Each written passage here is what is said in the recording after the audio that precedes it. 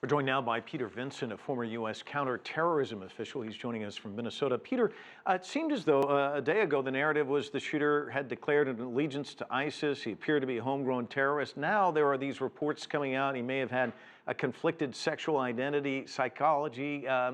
He'd gone to this gay bar on a number of occasions. There's a report from the Palm Beach Post posted just a couple hours ago, a former classmate saying that he was gay. Do you think that this is muddied now? Does it still look like a terrorist attack to you, or perhaps just a hate crime aimed at the LGBT community? Good evening, Mike. You know, the more that this investigation advances, the more sort of confusing and complicated and, in fact, conflicting it becomes. As you've pointed out, the original thought was that this was an act of terrorism by an individual who had declared his allegiance or his support or an affinity for 1 to 3 different terrorist groups.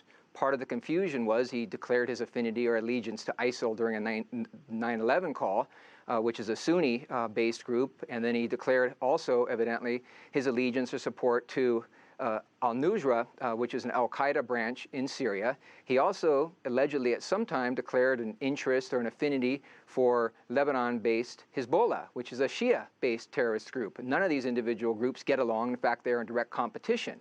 Now you add this additional layer of confusion and complexity and contradictions regarding whether or not he targeted the gay and lesbian community, or whether or not he himself, because he was struggling with some internal sexual identity demons, actually, out of shame or out of embarrassment or something, actually cased these places and then went out and attacked these innocent individuals at this nightclub that he, as you point out, had allegedly frequented. He was also, according to recent reports, active on at least 3 gay websites, apps, I should say, looking for dates or hookups with gay men in the community.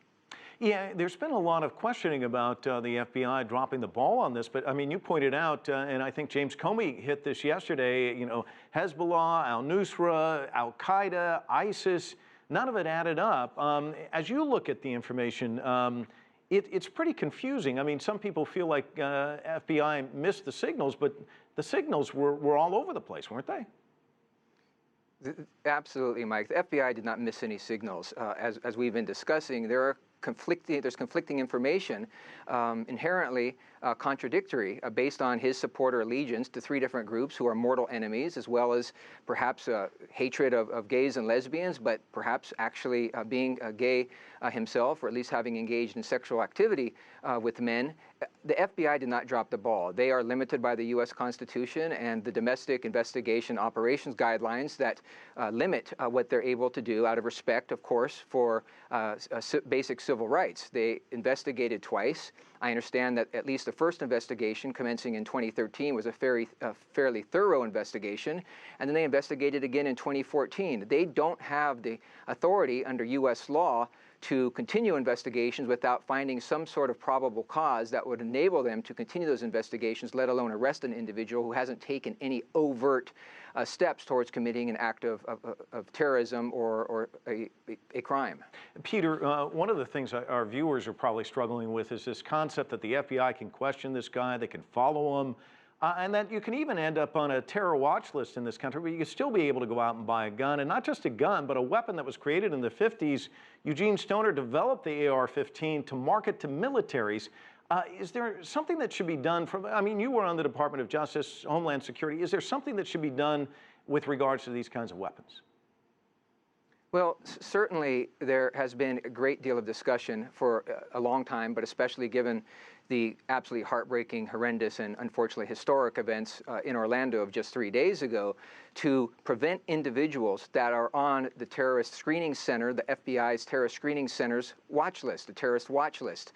There are over 500,000 individual persons on that particular list, but under current law, one cannot be denied in and of itself because their name appears on that particular watch list. So that is certainly something that that the authorities can do. The other that has been discussed option is to reinstate the assault ban on assault weapons. That is obviously very, very political, and there are entrenched interests on both sides that are pushing for that. This may be, tragically, the sort of gross slaughter of innocent individuals out enjoying an evening of dancing and listening to music and laughter that may spur real change in this area. Peter Vincent joining us from Minnesota. Thanks so much for your insights.